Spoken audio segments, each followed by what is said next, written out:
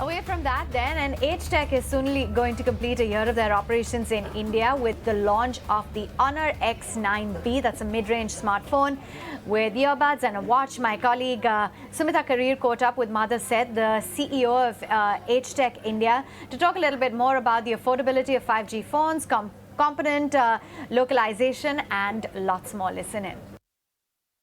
Thanks very much, Madhav, for joining us here on ET Now. I want to first ask you, HTech is soon going to complete a year of its operations in India after the relaunch.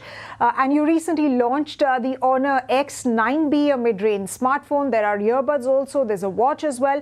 What's been really the reception of your products like? Take us through that and, of course, take us through the product pipeline that HTech has in store. Yeah, so I think there are a lot of questions within one question. So let me answer one by one, Sumita. The first point, I would say that Honor mobile phones have launched after 4.5 years. It's coming along with Android. At the same point of time, we have made sure that this time we are launching with HTech as a company holding Honor as a brand in India. What does that mean? Is that probably 100% this company has been owned by an Indian entity and the Indian equity stakeholders, which is what exactly we were trying to portray in front of, as per the compliance as well as for the consumers also, that how can we make sure that this company is 100% Indian and we are able to bring the technology which is best in the world to India as well for the consumers. So that was the first intent of bringing Honor to India along with the HTech as a company.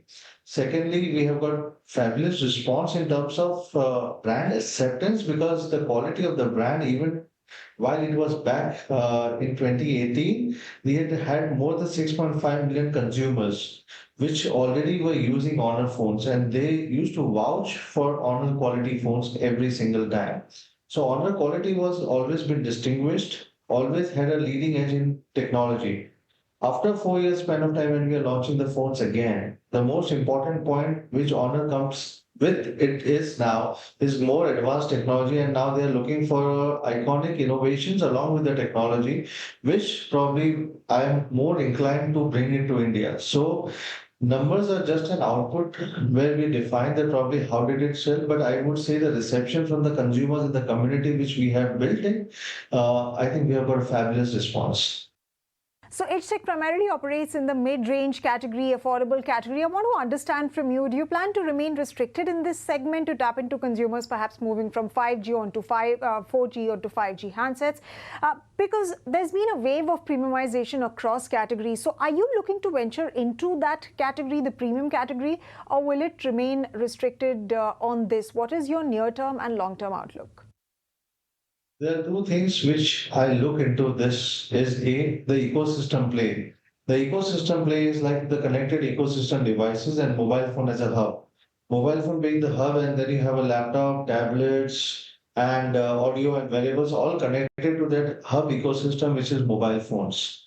And while we are talking about the mobile phones, most important aspect of Indian industry being the highest consumer demand, or I would say there's a huge consumption market, India being a huge consumption market. The most important point, what we have to understand, the belly of the market for the mobile phone is below $150, and the ASP of the market is around $235, including the iOS business as well, which means Apple business as well. So I think if you remove the iOS business, the ASP of the market would be around $165, $170.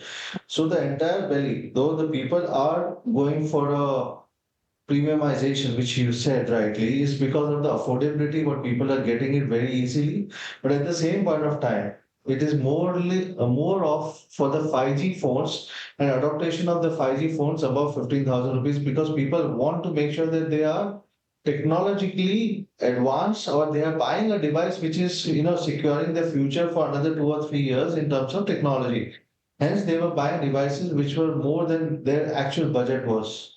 But now we see in 2024 the 5G phones will be easily available for the consumers between 10 and 15,000 rupees also, which means that probably the consumers adoption for the 5G phones will increase and this will also help in digitizing the economy, and that is what I think the vision of the country is all about, and I think hardware will be able to back up this particular plan as well. All right, so you're saying that affordability of 5G phones will expand the affordable segment, so lots of space for expansion over there. But do tell us, in terms of numbers, what are your expectations on revenues and sales? I would say that probably we are targeting roughly around $500 million of revenue. Uh, in HTech itself from on a mobile phone and the ecosystem, that's what we are targeting for the year 2024, which is the financial year 2024. But at the same point of time, building the ecosystem and building the community, that is our core target. Though we'll be targeting roughly around 4,000 crore worth of sales revenue, that is what our internal target is all about from a financial year perspective. This industry is huge, and affordable 5G will make this industry much more lucrative in the year of 2024 and 2025. Sure, tell us about profitability. Are you profitable yet? And what about your margins? We have just started HTech in India with on mobile phones. Yes, it's like what you rightly said, it's a very competitive landscape. But yes, we are not doing business for uh, any social services. Definitely, we will be profitable over a period of time, and hence we are looking for a long-term perspective. And we know that there are certain OPEX costs which we have to induct to ensure that probably there's a long-term profitability coming down to the system. But we are on the route, and whatever ventures I have always been in, yeah, I make sure that they have always been profitable.